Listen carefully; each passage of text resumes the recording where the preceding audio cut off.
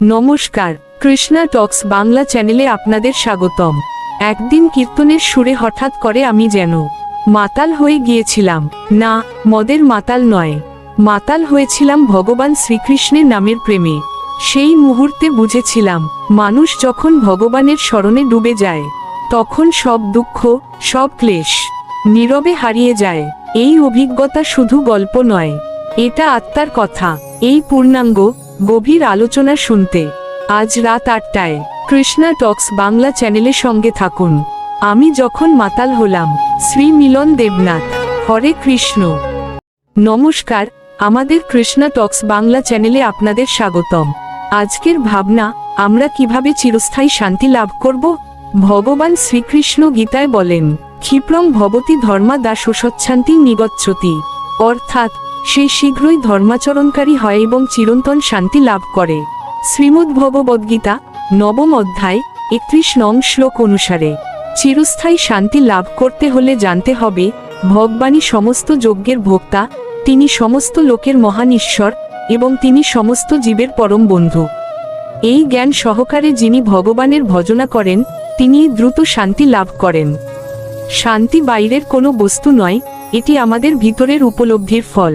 শান্তি লাভের জন্য আপনি কি করেন, কমেন্টে লিখে আপনার উপলব্ধি ভাগ করে নিন।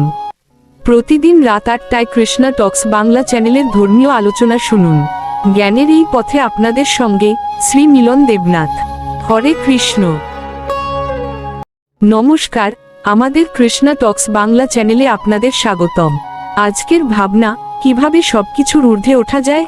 ভগবান শ্রীকৃষ্ণ গীতায় বলেন, মাংচ যোব্যভিচারেন ভক্তিযোগেন সেবতে, অর্থাৎ যিনি অব্যভিচারিণী ভক্তিযোগে আমার সেবা করেন।